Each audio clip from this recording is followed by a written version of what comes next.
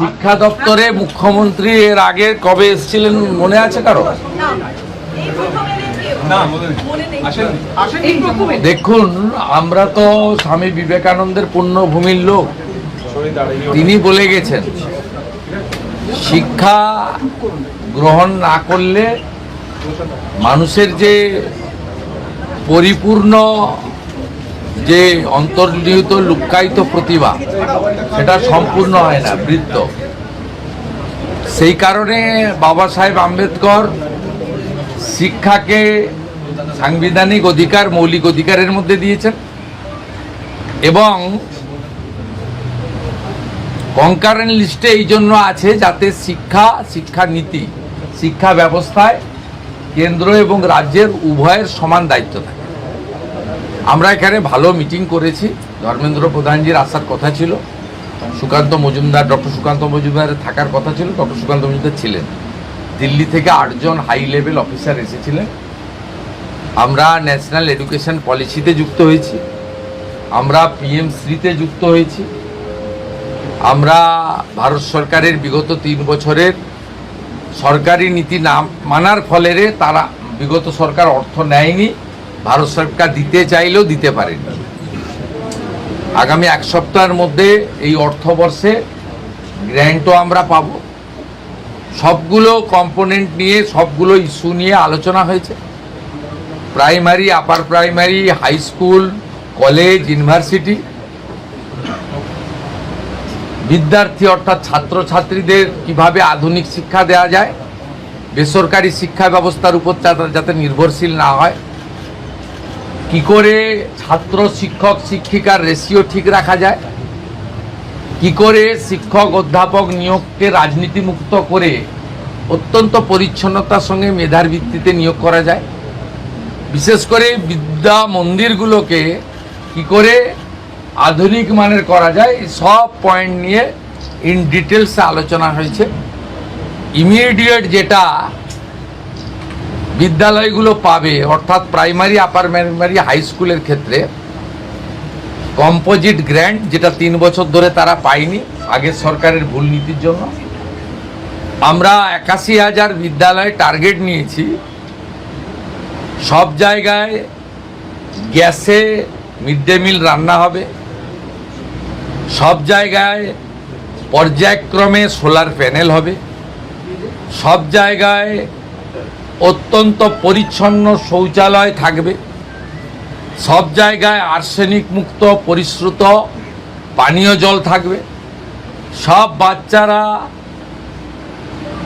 ভালো খাওয়া মানে প্লেটে, থালাতে, ইউটেন্সিলে খাওয়া দাওয়া করবে, পরিচ্ছন্ন একটা হাইজেনিক পরিবেশ তৈরি হবে। এবং রাঢ়বঙ্গ দিয়ে শুরু হচ্ছে, বীরভূম, বর্ধমান, বাঁকুড়া, পুরুলিয়া, ঝাড়গ্রাম থেকে যে বিদ্যালয়গুলোতে এখনো ফ্যান লাগানো হয়নি, গরমে বাচ্চারা কষ্ট পান, সেই ফ্যান লাগানো। আমি সাজেস্ট করেছি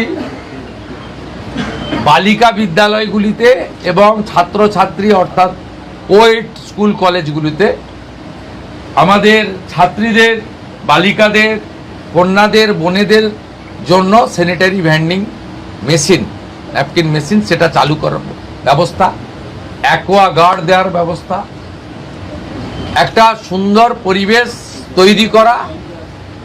এবং আমাদের সরকার সিদ্ধান্ত নিয়েছে বেসরকারি শিক্ষা প্রতিষ্ঠান, বেসরকারি ইউনিভার্সিটি, আমরা যতগুলো এনওসি দিয়েছি তারা ফাংশন করছে। আগে ইন্সপেকশন হবে, ইন্সপেকশন করার পরে তারা যদি যথাযথভাবে চলে এবং তাদের ফিস যদি নিয়ন্ত্রিত থাকে, সেক্ষেত্রেই তাদেরকে আগামী দিনে ছাড়পত্র বা অনুমোদন দেওয়া হবে। শিক্ষাকে আমরা পণ্য করতে দেব না। আর ন্যাশনাল এডুকেশন পলিসির অন্তর্গত এই শিক্ষাকে আমরা উচ্চমানের শিক্ষায় নিয়ে যাব এবং শিক্ষার যে নতুন আইন আছে তাকেও চেঞ্জ করার জন্য শিক্ষামন্ত্রীকে বলেছি, আমি প্রধান সচিবকে নিয়ে যত তাড়াতাড়ি সম্ভব বিধানসভার আগামী অধিবেশনে বিল আনতে, যাতে গার্ডিয়ানদের মধ্য থেকেই আগামী দিনে বিদ্যালয় পরিচালনার জন্য চেয়ারম্যান অথবা ভাইস চেয়ারম্যান দায়িত্ব গার্ডিয়ানের ভারতবর্ষের সব রাজ্যে আছে, 21টা বিজেপি এনডিএ রুল স্টেটে আছে। এই রাজ্যে এগুলো করেনি। বলতে গেলে অনেক সময় লাগবে। খুব ভালো ডিসকাশন হয়েছে, আর অনেকে সোশ্যাল মিডিয়াতে খুব কবে রিক্রুটমেন্ট কবে কি এসব নিয়ে বলছেন। আপনাদের জেনে রাখা দরকার আছে, এই জটটা পাকিয়েছিল আগের সরকার ওবিসিকে কেন্দ্র করে। আমরা কি করেছি, আমরা ওবিসির যে ভুল নীতি ছিল বিগত সরকারের, বিধানসভায় আইন এনে ওবিসিটাকে আমরা প্রথম ঠিক করেছি। বিধানসভা আইন আনলে হবে না, সুপ্রিম কোর্টে গেছিল বিগত রাজ্য সরকার। আজকে সুপ্রিম কোর্টের সামার খুলেছে 8ই জুলাই।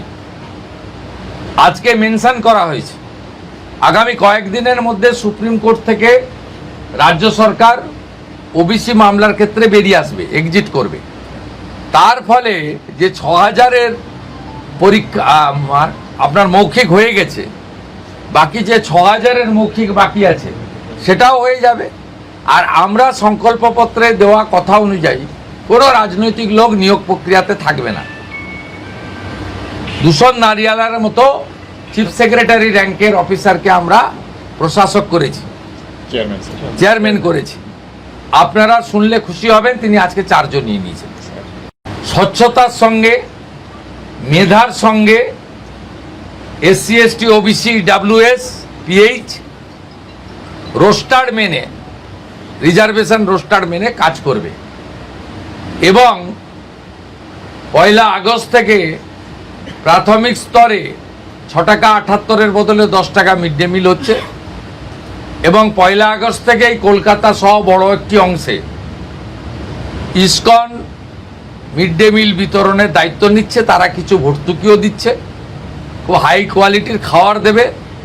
আপনারা আরও কয়েকদিন ডিম আর ইসকন নিয়ে আলোচনা করতে থাকুন, বাকিটা 1 আগস্ট আমি আপনাদের বলবো।